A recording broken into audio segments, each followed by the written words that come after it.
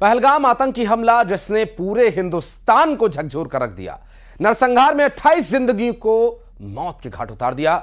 सबका दोष बस इतना था कि वो मुस्लिम नहीं थे और यहीं उन पर इंसानियत के दुश्मन आतंकियों को तरस नहीं आया और किसी मां से उसका बेटा छीन लिया, किसी बहन से उसका भाई, किसी पत्नी से उसका पति।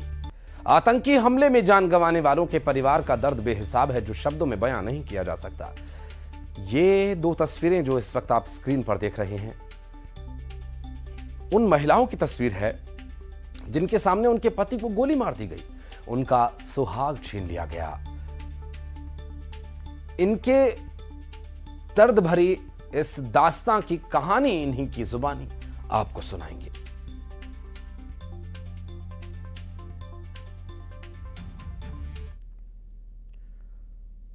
पहलगाम में आतंकियों ने सिर्फ एक आतंकी वारदात को अंजाम नहीं दिया, इंसानियत के खिलाफ वो गुनाह कर दिया जिसे भुलाया नहीं जा सकेगा, जिसे माफ नहीं किया जा सकता। जरा सोचिए, हिंदुस्तान की उस बेटी की हालत क्या होगी जिसकी आंखों के सामने आतंकियों ने उसके पति को मार डाला। वो मंजर कितना खौफजदा, खौफनाक रहा होगा। उस पत्नी से बेहतर भला और कौन बता सकता है जिसके सामने आतंकियों ने बड़ी बेरहमी से उसके पति का कत्ल कर दिया। आतंकी हमले में मारे गए इंदौर के सुशील की पत्नी जेनिफर ने न्यूज़ 18 से बात करते हुए उस पल को शब्दों में बयां किया।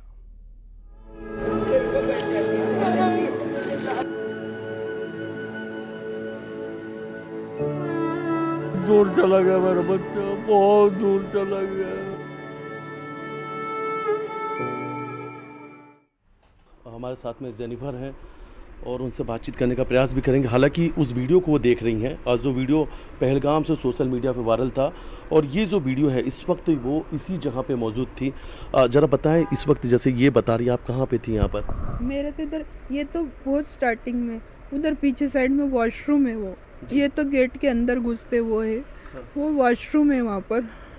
और वॉशरूम के पास में है ना, मेरे मिस्टर को वॉशरूम आ रही थी ना, वॉशरूम गए ना तो उसकी ये तार की फेंसिंग थोड़ी बड़ी बड़ी थी वहाँ पर जी। और फेंस ये यहाँ पर है ना, आगे वो वॉशरूम था ना जी। तो हम लोग ने ना गए थे ना वहाँ पर, तो है ना हमने ना वो सबसे पहली बंदूक जो वो वायर से ऐसे जाते ना अपन यूँ करके जी। वो जहाँ नीचे जाती ना, सबसे पहले का शॉट वहाँ लगा। उसके बाद वो जो आर्मी वाले ने कलमा पढ़ा ना जी। उसको उस दूसरे के शॉट में उसको बंदूक मारा जब जी। और फिर है ना उन लोग ने वहीं से हम लोग को ऊपर देखा। हम लोग ऊपर साइड में, टॉयलेट ऊपर साइड में थी, तो उधर हम 20-25 जने से ज़्यादा लोग थे। तो उनने बोला फायरिंग हो रही। जो पैसे ले रहा था ना वॉशरूम के, 10 रुपये 5 रुपये जो भी ले रहा था, वो बोलता नहीं ये तो है ना शूट आउट हुआ है, आप लोग सब दौड़ो, मैं भी दौड़ता। तो हम लोग ने ना वो जो ऊंची फेंसिंग के नीचे एक वायर था ना वहाँ पर, उसके नीचे से हम लोग सब निकल रहे थे।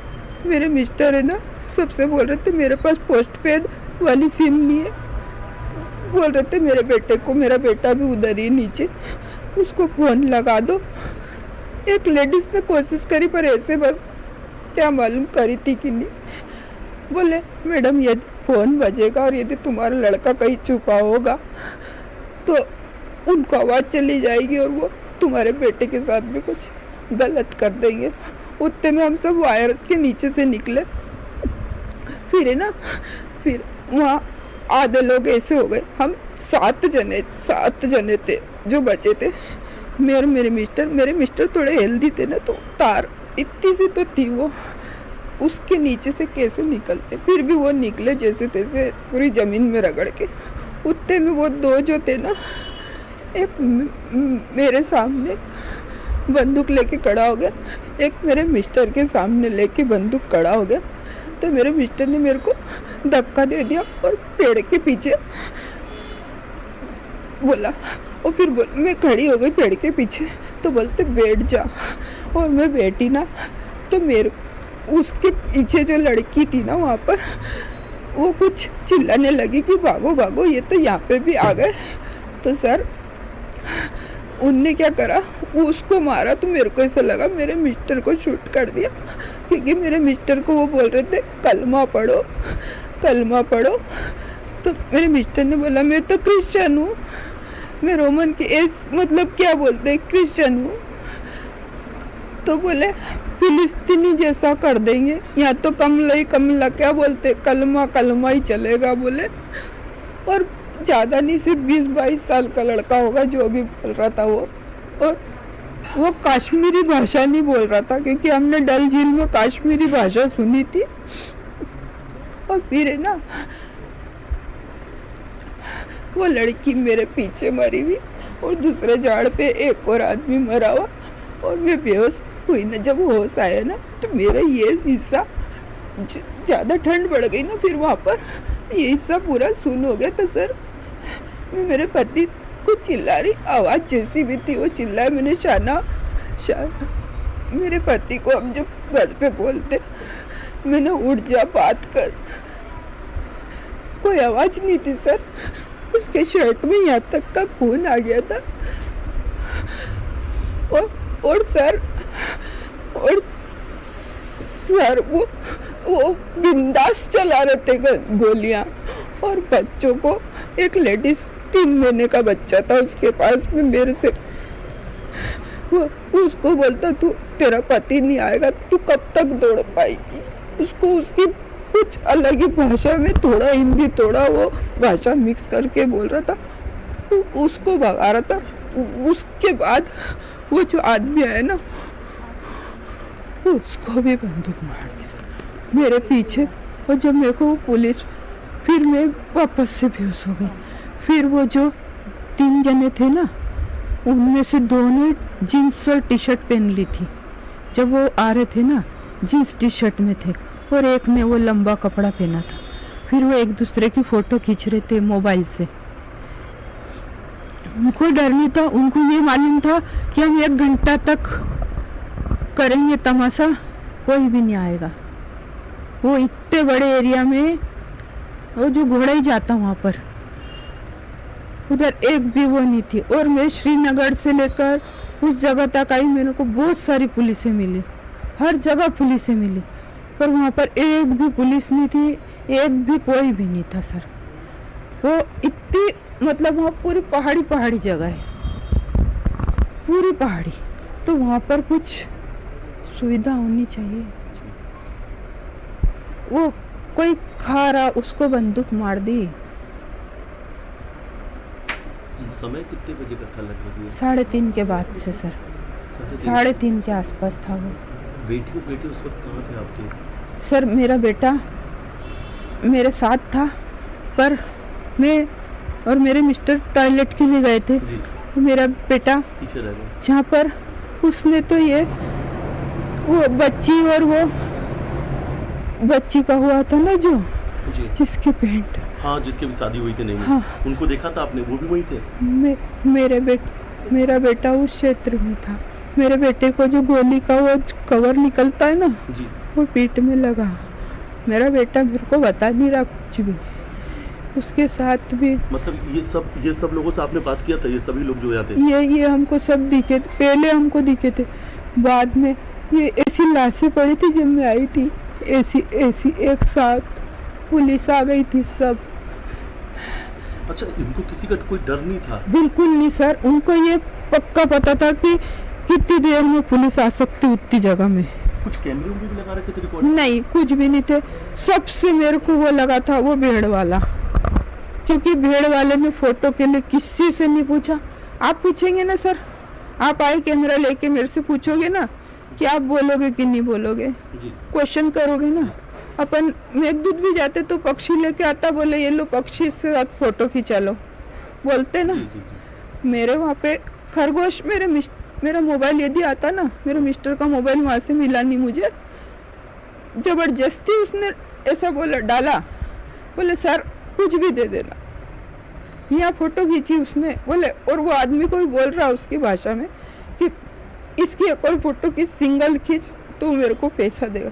वो व्यक्ति कमाने के लिए नहीं आया था भीड़ वाला, वो कुछ तो था उसके साथ में, वो भीड़ वाला ही क्योंकि मेरे को जब होश आया ना और मिलिट्री आई, उसके बीच में जब वो फोटो खींच के चले गए ना, मैं वापस लेट गई कि ये फिर, क्योंकि उसमें से एक ने मेरे को शायद देखा था। चारों तरफ बस गोली मार की आवाज, गोली सिर्फ ढस ढस की आवाज। सर कितनी क्लासें आपने देख ली थी जब आप लौट गए थे?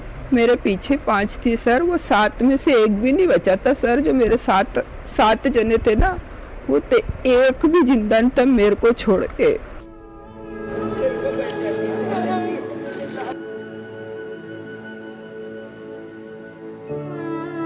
दूर चला गया मेरा बच्चा, बहुत दूर चला गया।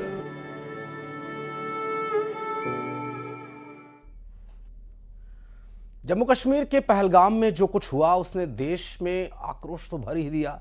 दूसरी ओर जो पर्यटक वहां कुछ अच्छी यादें समेटने गए थे, अब आंखें उस बात की उनकी गवाही दे रही हैं जो मंजर उनके लिए बेहद खौफनाक था। और इस बीच न्यूज 18 ने रायपुर के कारोबारी दिनेश मेरानिया के परिवार से बातचीत की। पहलगाम में कैसे आतंकियों ने नरसंहार किया, जो पत्नी अपने पति के साथ शायद अपनी शादी की सालगिरह मनाने के लिए गई हुई थी, कैसे चंद मिनटों में पति से हमेशा के लिए बिछड़ गई। परिवार ने जो बयां किया, यकीन मानिए उसे सुनकर आप भी सिहर उठेंगे।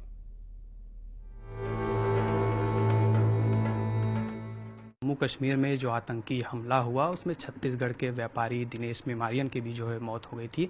उनकी फैमिली हमारे साथ है, उनके लड़के शौर्य मेरानिया, उनकी जो है वो पत्नी हमारे साथ है। हम सीधा उनसे बात करते हैं। कब आप लोग जम्मू कश्मीर के लिए रायपुर से निकले थे? हम लोग 18 की सुबह निकले थे। 18 से 16 का हमारा था। 10-12 साल से मेरे पति की इच्छा थी वैष्णो देवी के दर्शन करने की, और कुछ वहाँ बापू की कथा होने वाली थी, तो वो भी हमारे परिचितों की थी। तो ऐसा लगा कि इतने साल से रुका हुआ है तो भगवान की कृपा से दोनों काम हो जाएगा। तो हम 18 को निकले बाय फ्लाइट, हम पहुँचे।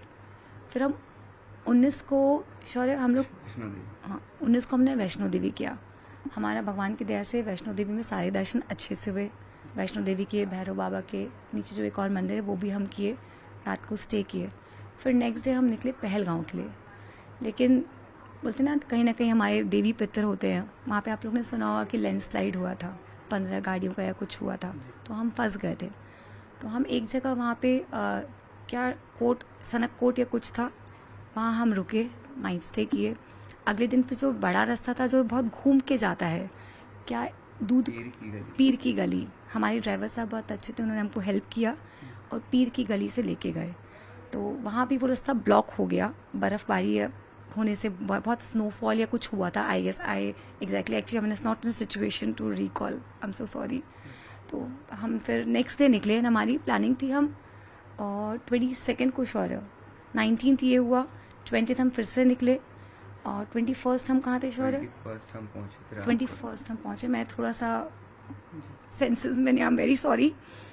21st को हम पहलगाम पहुँचे 3-4 बजे, बट हम बहुत थक गए थे तो उस दिन हम स्टे किए थे। 22 को हम निकले पहलगाम में सारे स्पॉट्स जो थे उसका सर्वे के लिए। एंड जो मिनी स्विट्ज़रलैंड कहते हैं वो हमारा लास्ट स्पॉट था, उसको करके हम 1 बजे वहाँ से गुलमार्ग के लिए निकलने वाले थे।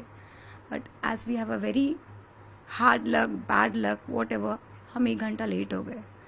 करते करते 2 बज गया था हमें। मेरे बच्चे कुछ कर रहे थे, मैंने और मेरे हस्बैंड ने जस्ट घड़ी देखा ही कि 2 बज गया है, लेट हो गया, हमें निकलना चाहिए। But my daughter was doing zip lining, तो करने गई थी, नहीं कर पाई। जो भी थे ये लेके गए थे, तो काफ़ी दूरी पे था वो, तो शौर्य दूर थे।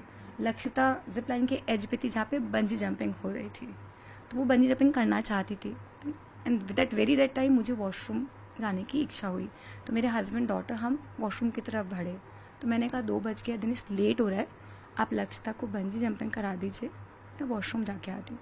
सर मैं वॉशरूम, मेरा जाना हुआ। मेरे हस्बैंड ने बोला मोबाइल रख लो, बैग रखो। मैंने कहा वॉशरूम इतनी छोटी सी है, मैं नहीं जा पाऊँगी, मैं आती हूँ, उसमें नेटवर्क भी नहीं है।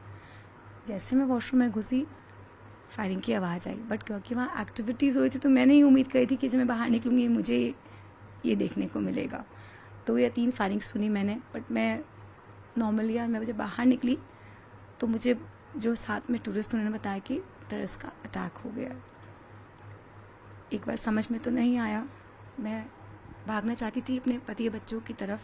फिर उन्होंने कहा कि आप वहाँ मत जाइए, वहाँ कोई नहीं है। बोली मेरे हस्बैंड मुझे छोड़ के नीचे नहीं जाएंगे, वो वहीं होंगे। बोले आप लेट हो, 3-4 फायरिंग हो चुकी। बोले हाँ मैंने 3 सुना, मुझे जगह एक्टिविटीज़ हो रही है।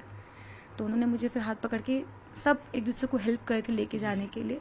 तो वो घसीटते गिरते पड़ते, वो गॉज को फाड़ते हुए, वी जस्ट रनिंग। मैं गिरी, लोगों ने मेरा हाथ पकड़ के मुझे घसीट के नीचे उतारा, बहुत कुछ हुआ।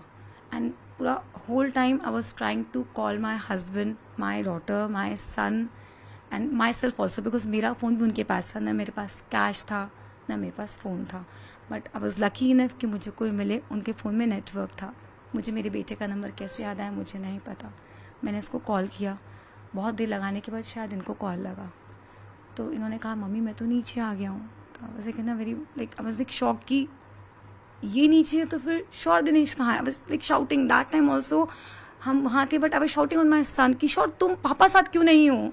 तो देखिए मम्मी मेरे बगल से फायरिंग हुई है, मेरे शर्ट पे ब्लड का स्टेन था। एक घोड़े वाले भैया थे, वो मुझे नीचे लेकर आए। तो सॉर्टेड, मेरा बच्चा मुझे मिल गया एटलीस्ट। तो मम्मी आप नीचे आओ फिर हम बात करते हैं। फिर किसी तरह से जो जिनका फ़ोन था ट्रैक करते करते जिनके हेल्प लिया हम नीचे पहुँचे। उसके बाद फिर शौर ने मुझे ड्राइवर भैया को हैंड ओवर किया, जो हमारे ड्राइवर थे। मैं उनका नाम ज़रूर लेना चाहूँगी, सोहेब भाई। वो मुझे लगता है कि अगर कुछ बुराई होती है, कुछ घटना होती तो भगवान हमारे लिए एक बंदा भेजता है। तो मेरे लिए वो भगवान का रूप था, क्योंकि एक अनजानी ऐसी स्थिति में आपको कोई एक हेल्प करनी चाहिए होता है कि मैं एक अकेली लेडी हूँ, मेरा बच्चा अपने पापा को ढूंढने निकला तो मैं किसका मुंह देखूँ, ना फ़ोन है ना कुछ है। उन्होंने मेरी बहुत मदद की, फिर वो मुझे संभाले। शौर मुझे हैंड ओवर उनको करके गए। ये बोले मैं मम्मी ऊपर जा रहा हूँ, मैं पापा को देखता हूँ। मैंने कहा तुम ऊपर कैसे जाओगे, मैं भी चलूँगी। तो देखिए मम्मी अपन हैंडल नहीं कर सकते। एंड मैं बहुत बुरी स्थिति में थी, मतलब कीचड़ में फंसे, सब कुछ गंदगी में। मैं सेंसेस में नहीं था, कॉन्स्टेंट क्राइंग लाइक एनीथिंग। मुझे बहुत लगा था कि मूवी चल रही है, शायद ये अब एंड हो जाएगा। उसके बाद आई रिमेंबर कि थोड़ा देर बाद फिर शायद कोई अनाउंसमेंट हुआ। मैं जगह जगह पूछ रही थी, मिसिंग, मुझे एग्जैक्टली नहीं याद है कि क्या स्थिति थी। 4 बजे के आसपास मेरे हस्बैंड का कॉल डायल हुआ। अप्रॉक्सीमेटली मैं कंफर्म में नहीं बता सकूंगी, वही ड्राइवर के फ़ोन से मैंने किया। ड्राइवर का फ़ोन था, इनका था, वो जो हेल्प किया वो चले गए। तो 4 बजे के आसपास मेरे हस्बैंड के फ़ोन में रिंग हुआ। फिर एक बंदे ने उठाया। जब मैंने पूछा तो उन्होंने कहा कि चार्ज पे फ़ोन लगा है। मैंने कहा नॉट पॉसिबल कि एट दिस आवर मेरे हस्बैंड फ़ोन चार्ज करेंगे, आप हो कौन, आप बताइए हुआ क्या है। तो वो कुछ बोले ही नहीं। तो फिर मैंने ड्राइवर साहब को बोला कि आई थिंक ये मतलब आपके लैंग्वेज समझेंगे, कश्मीरी मेरे को शायद नहीं आता। तो जब उन्होंने बात किया, उनसे बात करके उन्होंने बोला कि ये बोल रहे हैं कि दोनों को घोड़े में नीचे भेज दिए। बट कहानी ये थी कि उनको बता दिया गया था कि शायद शॉर्ट हुए, मुझे ठीक से याद नहीं आ रहा। तो वो बोले भेज दिया गया। तो अब आप सोच रहे हो ना कि मेरे हस्बैंड बच्चे तो नीचे आएंगे। मैं वेट कर रही हूँ। आई थिंक वहाँ पूरे सराउंडिंग में बहुत कुछ रहा था, लेकिन मैं गेट पे ही बहुत देर तक बैठी हुई थी, बीइंग अ लेडी अकेले। वहाँ के लोग बहुत हेल्पफुल थे, कोई मुझे पानी दे रहा था, कोई मुझे चाय दे रहा था, नॉन स्टॉप। उसके बाद आई थिंक टाइम मैं नहीं बता पाऊँगी, बहुत देर के बाद कुछ लोगों को, ज़ख्मी लोगों को नीचे लाया गया। मुझे पता चला, मैं वापस हॉस्पिटल की तरफ भागी तो मुझे मेरी बेटी खून में लथपथ दिखी। उसके हाथ में कट था, कपड़े फटे हुए थे, खून अगल बगल वालों का था, उसका नहीं था, कीचड़ था। तो मैंने पूछा लक्ष्यता, 2 मिनट उसको कंसोल किया। देन आज के वैसे पापा, तो सिर्फ मम्मी पापा को शॉट हुआ है। शौर्य से बात करते हैं, शौर्य बताएंगे वहाँ की कहानी। उसके बाद कार में मैंने पार्किंग में मम्मी और बहन को बैठाया शोएब भाई के पास पे। फिर मैं बाहर गया तो बातें चल रही थी कि कुछ लोगों को कहा जा रहा था कि अनंतनाग के जीएमसी हॉस्पिटल लेके जा रहे शायद तक, और कुछ लोगों को डायरेक्ट चॉपर से श्रीनगर ले जाया जा रहे। तो उसी में हम नीचे ही थे, वहाँ पे एक ऑफिसर थे, उनके पास में वो लिस्ट आते जा रही थी। तो उसमें हम चेक कर रहे थे बार बार नाम आ रहा है कि नहीं आ रहा है, आ रहा है कि नहीं आ रहा है। उतने में ही फिर मैं, सारी दुकानें तो बंद हो गई थी, तो मैंने वहीं बोला कि मेरे को एक फ़ोन चाहिए, बस कुछ भी करके एक फ़ोन और एक सिम। तो वहाँ पे कोई एक अंकल थे, उन्होंने अपनी दुकान खोली, पुलिस वालों से बात करके मेरे को एक फ़ोन और एक सिम दिया। तो मैंने वो लेके मम्मी को दिया और उनका नंबर घर वालों को दिया, ताकि मम्मी घर वालों से बात कर पाए। उतने हम वहीं पे घूम रहे थे बार बार थोड़े बड़े कॉल्स आ रहे इधर उधर से कि क्या हुआ है, कैसा है। अराउंड ना 7 बजे के बाद पे एक अननोन नंबर से ही कॉल आता है मेरे को कि आप एक बार अंदर आ जाइए। 7 to 8 के बीच पे थोड़ा टाइमिंग। तो मैं मम्मी को बोला आप कार में बैठो थोड़ी देर। मम्मी कार में बैठा, मैं अंदर गया। तो अंदर पे बॉडी सी आ रही थी। मैं साइड से गया, मैं फ़ोन दिखाया, नंबर से मेरे को कॉल है। तो मेरे को वो थोड़ा सा पीछे घुमा के अंदर लेके गए। फिर उनके कुछ लैंग्वेज में बात की, वो मेरे को नहीं समझा। फिर मेरे को टर्न कराए तो मेरे को सामने पापा का पैर दिखा। पापा का मोजे से मैंने पहचाना, मतलब पापा हैं, क्योंकि पापा का एक ही सॉक्स है वो मेरे को पता है। तो वहाँ से पहचाना, मैं गया पापा के पास। 2 मिनट पैर के पास खड़ा था। फिर खड़ा रहा वहाँ पे 5 मिनट तक। उसके बाद में मैंने ऐसा फेस देखा पापा का। वाइट शीट हटाई। थोड़ी देर बाद फिर मैं मम्मी को कॉल किया। मम्मी को बोला बस आप एक बार अंदर आ जाओ। कुछ नहीं पता लगा, बस एक बार अंदर आ जाइए आप।